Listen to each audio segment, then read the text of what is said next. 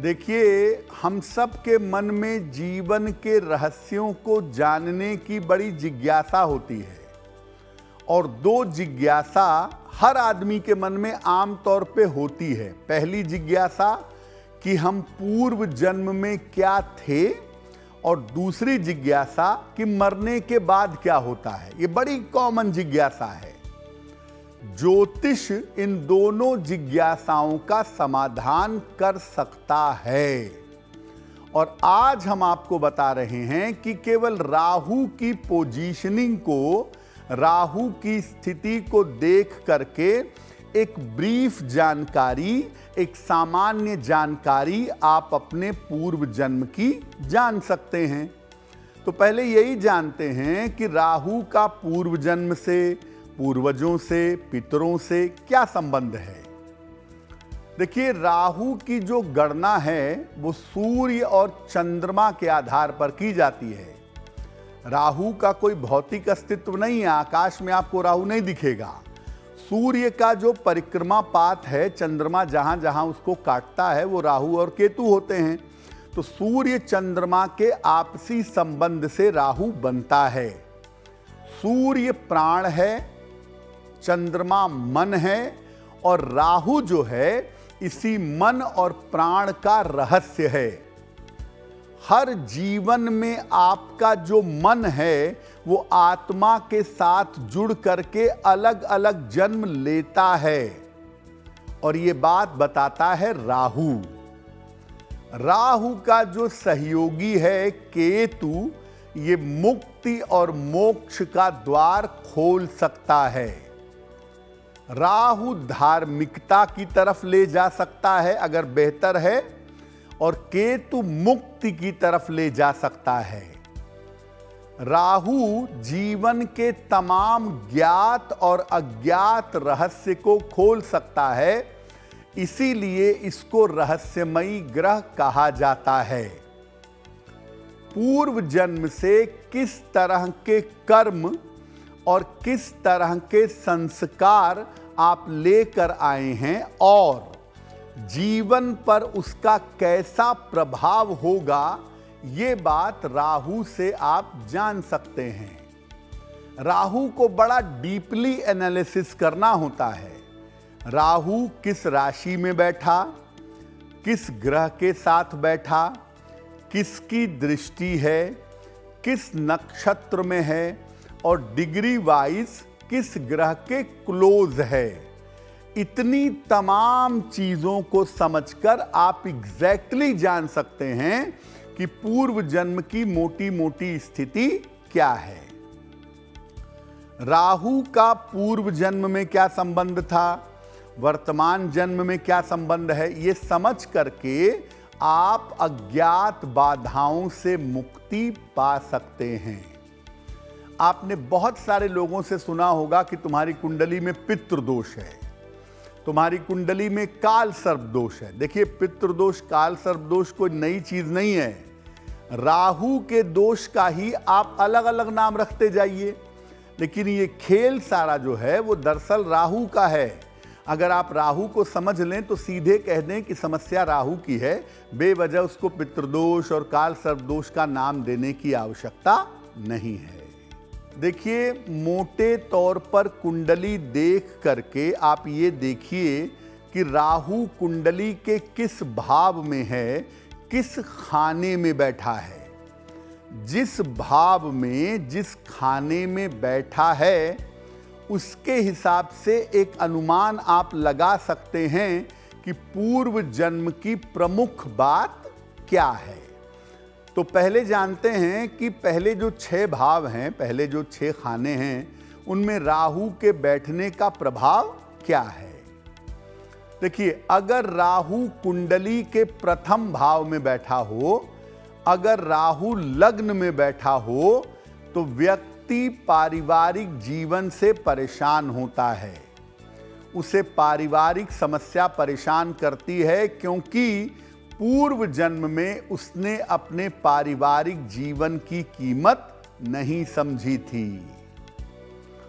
अगर राहु कुंडली के दूसरे खाने में हो, द्वितीय भाव में हो, तो व्यक्ति भयग्रस्त होता है, व्यक्ति को फियर साइकोसिस या फोबिया हो जाता है, क्योंकि ऐसे लोग पूर्व जन्म में अपनी शक्तियों का दुरुपयोग किए होते हैं। अगर राहु कुंडली के तृतीय भाव में हो, तीसरे भाव में हो, तो व्यक्ति दुस्साहसी होता है, जरूरत से ज्यादा साहस दिखाता है और इसी कारण कभी कभी भयंकर दुर्घटनाओं का शिकार हो जाता है। अगर राहु कुंडली के चतुर्थ भाव में हो तो व्यक्ति के पास वैभव बहुत होता है, प्रॉपर्टी, पैसा, गाड़ी, बंगला खूब होता है, लेकिन व्यक्ति सुखी नहीं होता, हैप्पी नहीं होता, क्योंकि पहले उसने पूर्व जन्म में लोगों को बड़ा दुख दिया है। अगर राहु किसी कुंडली के पंचम भाव में बैठा हो, फिफ्थ हाउस में बैठ जाए, तो संतान होने में दिक्कत या संतान हो गई तो उसकी तरफ से पीड़ा होती है, क्योंकि पूर्व जन्म में ऐसे लोग अपने माता पिता का सम्मान नहीं किए होते हैं। हालांकि जिसके पंचम में राहु होता है वो दूसरे के चेहरे को पढ़ करके उसके मन की बात जान लेता है। अगर किसी कुंडली के छठे भाव में राहु हो, सिक्स्थ हाउस में राहु बैठा हो, तो व्यक्ति को बड़ा संपन्न बनाता है और व्यक्ति जीवन में अपनी मेहनत से बड़ी ऊंचाइयों पर पहुंचता है, क्योंकि ऐसे लोगों ने पूर्व जन्म में काफी धर्म कार्य किया है, काफी दान किया है, जिसका प्रभाव इस जीवन में, इस जन्म में उनको मिल रहा है। तो देखिए, केवल राहु की पोजीशन देख करके आपने मोटे तौर पे समझ लिया कि इस जन्म की मुश्किल का कारण क्या है और पूर्व जन्म से आप कैसे कर्म लेकर के आ गए हैं।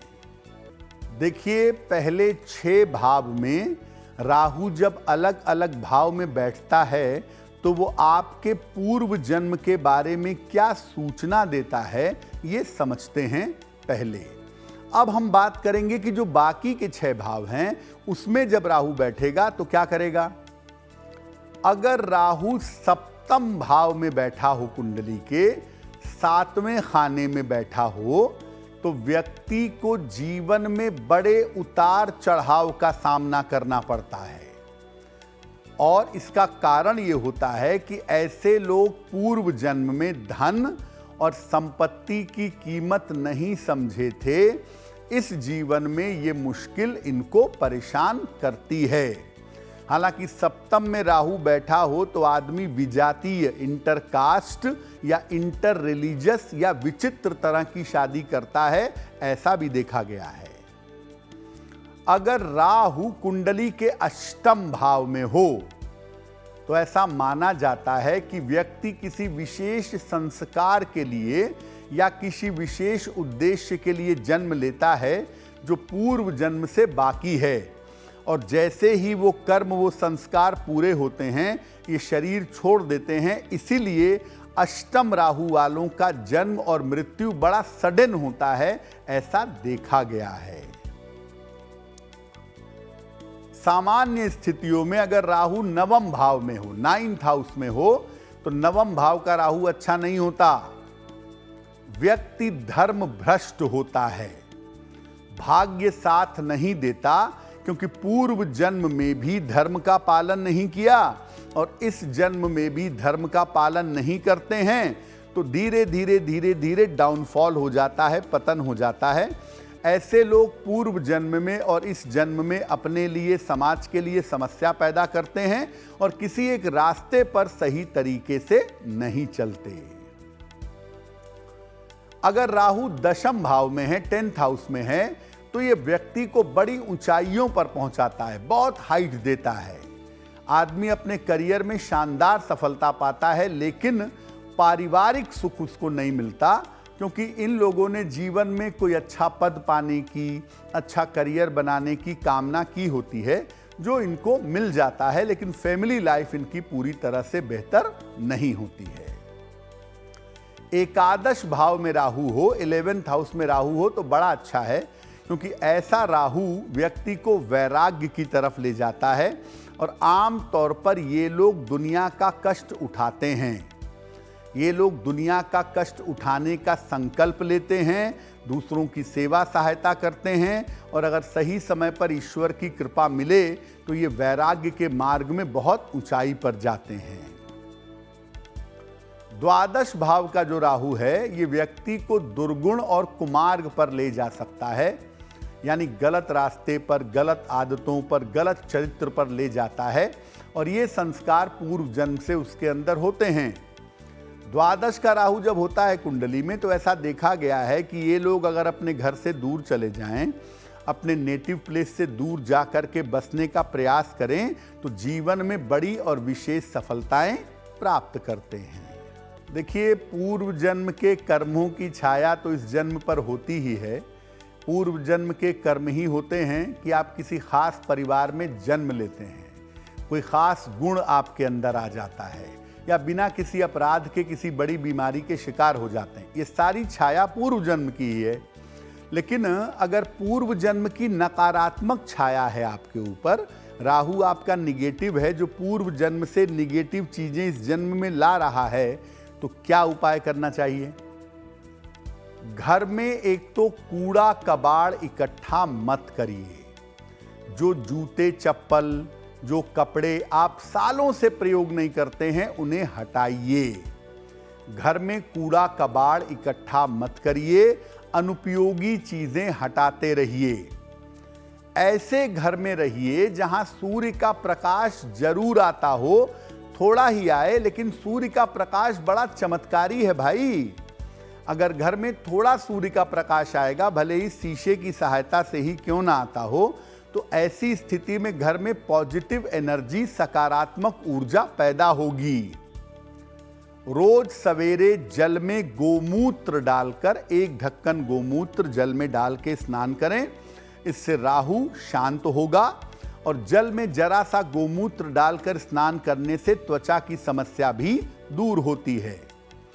सुबह ब्रश करने के बाद 2 पत्ते तुलसी के अगर आप खाएं तो आपके लिए और भी अच्छा होगा।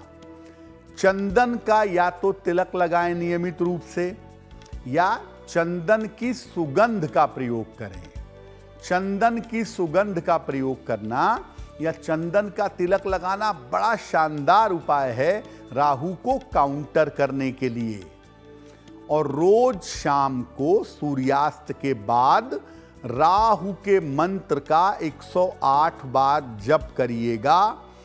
ओम रांग राहवे नमः, ओम रांग राहवे नमः।